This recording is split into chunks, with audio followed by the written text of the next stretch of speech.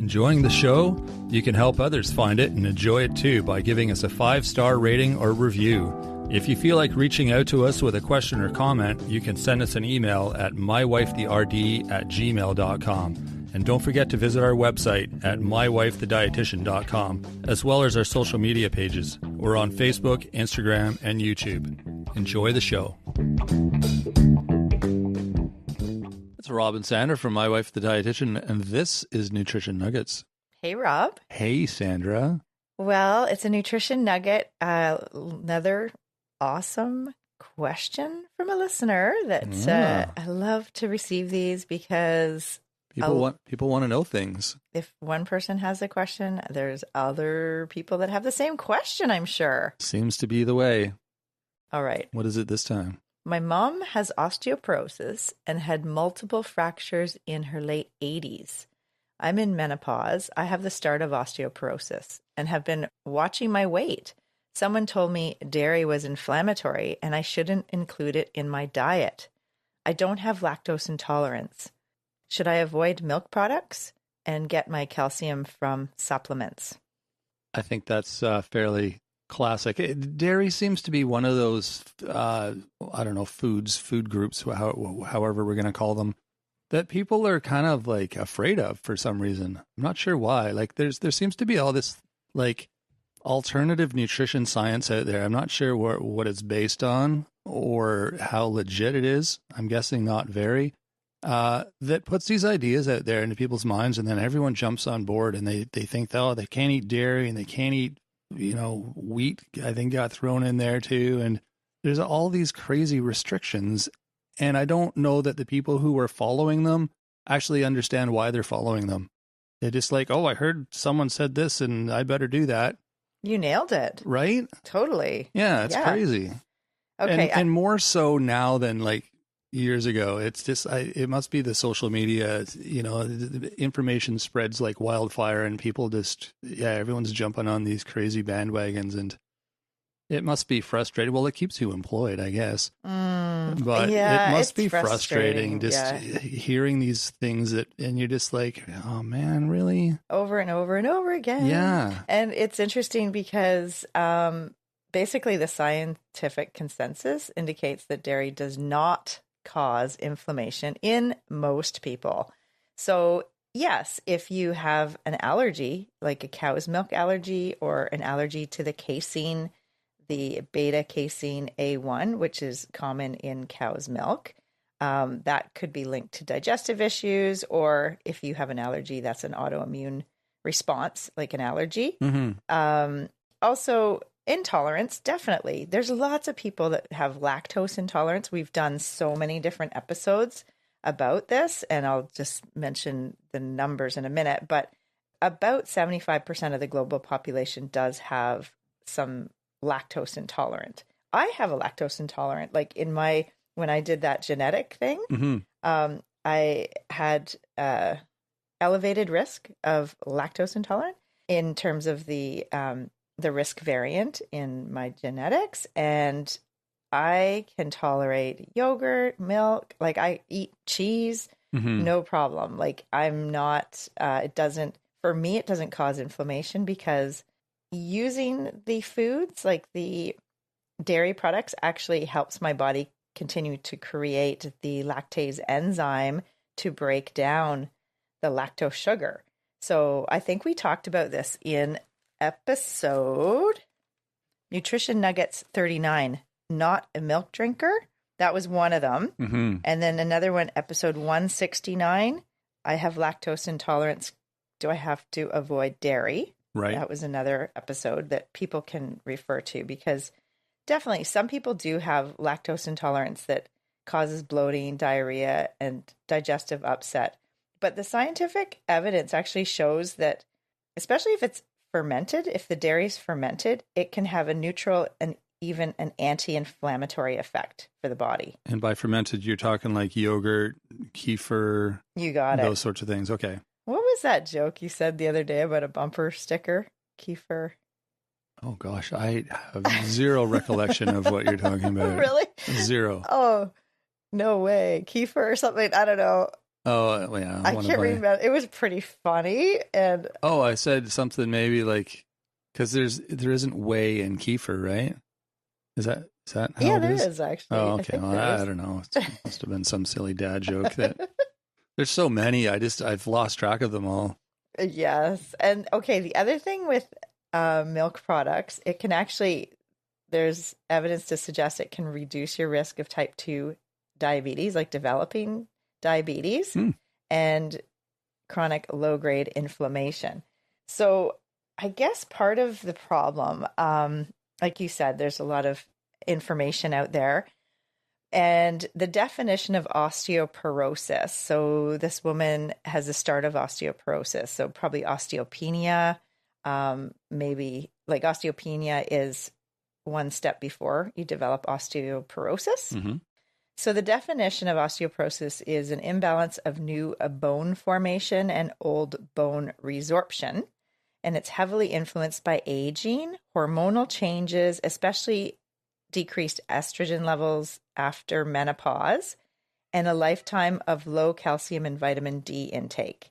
And this is what I see. See, I work in, that I work in many different long-term care places. Mm-hmm. So I see this trend a lot with older women coming in who their family members say, oh, mom has no lactose. Make sure there's no lactose in her diet, or she doesn't drink milk, or might be the requisition might be no milk products, lactose free, this kind of information. And a lot of times we see the woman coming in has advanced osteoporosis. It happens quite often. So, as I mentioned, the definition, the osteoporosis is lifelong low calcium intake. So that's part of it, could be part of it. So other than a lifetime of low calcium intake, other causes could be smoking, the causes of osteoporosis. So lifelong smoking, alcohol use, physical inactivity. I think we did an episode 18, cracking the bone density code. Right. And we talked all about the 3 legs of a stool. Oh, right. Vitamin D was one, right? Yes. I don't remember the other ones. That was so long ago. Calcium Oh, I was going to say calcium. and activity. Oh, okay. So I do remember. weight bearing activity. Yeah, there you go. Makes so sense. anything you're using gravity to help stress the bones and your muscles, that actually helps keep your bones strong. Because remember I said it's an imbalance of new bone formation and old bone resorption. Also, long-term steroid use could cause osteoporosis. So if someone's on corticosteroids or dexamethasone or various steroids, prednisone, that can definitely lead to osteoporosis in the long term. Celiac disease can lead to osteoporosis because you're just not absorbing the calcium and the other minerals, bone minerals. Is that right? Really? Wow. Rheumatoid arthritis can be another condition that leads to osteoporosis. Yeah. Also, if you've had any surgery to your GI tract, so that can, if your stomach size is reduced, it can affect the absorption of calcium and other important vitamins and minerals. Wow. Also, being underweight a lot of your life can lead to osteoporosis and eating disorders. So if people are severely restricting their food intake, it can affect how much calcium you're getting, and also just affect all the other vitamins and minerals and macronutrients like protein that you might be getting in your diet. Yeah, it's quite a complex system. Yeah, so if this person doesn't have a lactose intolerance, should she avoid milk products? That's what her question is. Now, her recommendations for calcium is 1,200 milligrams a day. And if you include 3 to 4 calcium-rich food or fluid, you're going to get a good amount in your diet. Right. Okay. Because her question was, should she just take calcium supplements? Yes. We did an episode 67 on calcium supplements. We've done a few on supplements. And I know sort of one of the takeaways from that was you're not getting the same, you're getting the calcium, but you're not getting all the other stuff that comes in the food if you're eating calcium rich food. Plus, it just it reacts in your body differently than getting it from food too. You got it. You're sounding more and more like a dietitian, Rob. There you go. Yeah. Food first, definitely. Absolutely. If you can get your nutrition through food, through real food, like Mother Nature's food, if, you don't have an allergy, you don't have an intolerance, you can eat these things. That is the best way. So the best sources, if you look up Osteoporosis Canada and you find their table of calcium-rich foods, so yogurt is right up there, milk, hard cheeses. And do you know, we've talked about this before, but canned fish, little fish, like not canned tuna, but canned sardines and salmon, because they're canned with the bones. Right. And when you mix all the meat up and with the bones in there and like squish them all up, that those edible bones are actually really easy for your body to absorb for a really high source of calcium. So that's a really good way to get calcium. Also, making sure you're getting your leafy greens. Tofu is a source, and there's the plant-based alternatives. So if you do not drink milk, you can look to get like soy milk or almond milk. Oat milk? Yep. What else is there? Oh, there's all sorts. There's hemp. I think there's like cashew. All there's the nuts, mixtures all too. the different nut milks. Yeah, and rice milk. So most of those you can buy the calcium fortified version. So I do recommend you get a calcium fortified version if you're not drinking milk. It's really difficult to get enough calcium if you're avoiding dairy. Dietary calcium is important for growth, maintenance, and repair of bone tissue. And it's involved in the maintenance of blood calcium levels. So regulation of muscle contractions, nerve conduction, and normal blood clotting. So also we've talked about the importance of vitamin D, and that's like the one leg of the stool, the three-legged stool. So we need adequate vitamin D to absorb calcium in our gut. That's a really important piece of the puzzle. Okay. And if we have inadequate dietary calcium and vitamin D, it increases the risk of low bone mineral density and stress fractures, and then puts you at more risk for developing osteopenia and then osteoporosis. So some people might have the risk variant in their genetics that actually puts them at an elevated risk of bone fractures if their calcium intake is less than 1,200 milligrams per day. So that's like in my case. Yeah. And so, looking at the sources, I mentioned like low-fat cheddar cheese, for instance, 50 grams, like about the size of two fingers, is 450 milligrams of calcium. 3/4 of a cup of yogurt is like 330 milligrams. A cup of milk is 325. Fortified soy or almond milk is 320. But remember, it's usually, the nut milks don't have much protein per cup. If you look at the nutrition facts label, it's really important to compare. Yeah, the soy does. Yeah, the soy does. So it has similar to regular milk. Yeah. Cow's milk. Firm tofu is 235. Canned salmon with bones, 210. As I mentioned, it's a really good source of calcium. And canned sardines are really, really good for you. So 200 milligrams of calcium. Kefir, similar, it's a little bit less than yogurt. So plain kefir, 3/4 of a cup is 185, and plain yogurt is 330. So a little bit different there, but still a good source.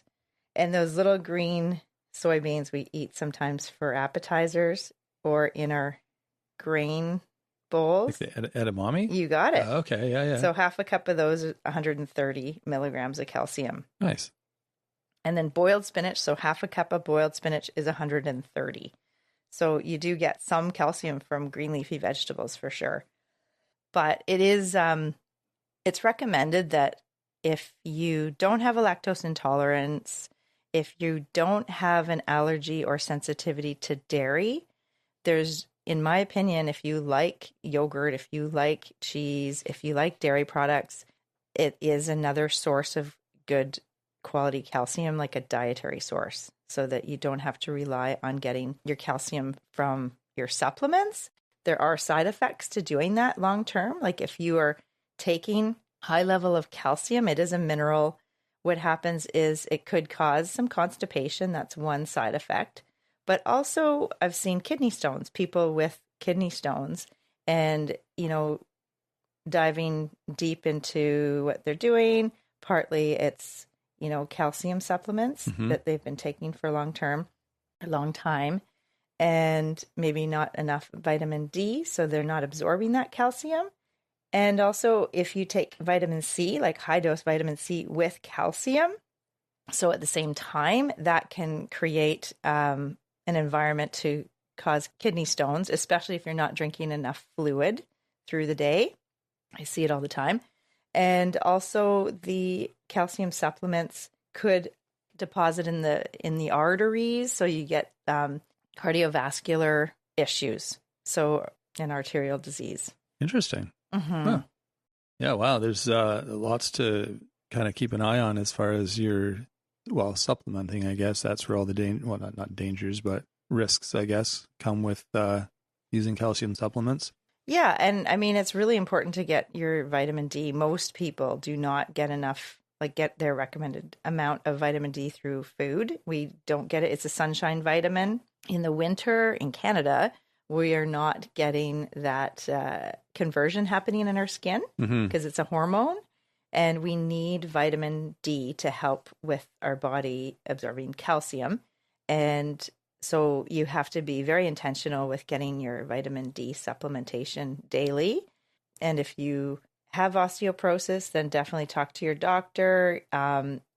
You might need to have the various osteoporosis medication that really helps with bone. But they're also going to mention about making sure you're getting enough calcium. And definitely, in my opinion, try to do food first and get a lot of your calcium from food. Exactly. I'll mention to you, like we were discussing before, is the information that's out there that people are sharing with each other it's likely based on, like what we said, someone who's got lactose intolerance may have certain issues, but then those issues are spread across the board and, retold. The story becomes that everyone who drinks milk is going to have these issues, right? And then that's how the sort of rumor mill gets started about all the negative things with food. And so sort of do your homework. Look at, if, like Sandra said, if you don't have a lactose intolerance, then maybe question why you need to be avoiding milk, dairy products. Maybe you don't need to be. Just because your friend's doing it and said that they feel great, their body's different than yours. So just take everything you hear with a grain of salt when it comes to these sort of different alternative theories, we'll call them. When it comes to food and nutrition and health, there's lots of different ideas out there. So make sure you dig deep and see what they're all based on. Yeah, hopefully that answered the listener's question and gave you some kind of concrete examples and ideas, and hopefully cleared up a little bit of the confusion out there. A little bit. Yes, absolutely. Thanks for explaining all that. I'm sure it's helpful for everyone. Oh, I think we did another episode, just so we'll put this on the show notes, but the plant-based alternative milk. So that's episode 1. Remember, that was the first episode we did, all about oat milk and soy milk and almond milk and all those ones.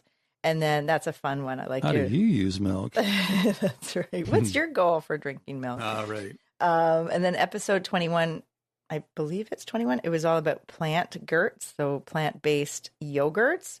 Usually they have some calcium fortification too. And episode 67 was on calcium supplements. And 169 was if you have a lactose intolerance, should you avoid all dairy? So similar kind of episode to what we talked about today, but this was a particular listener question, so I wanted to address her concerns. That's awesome. Thanks for sharing.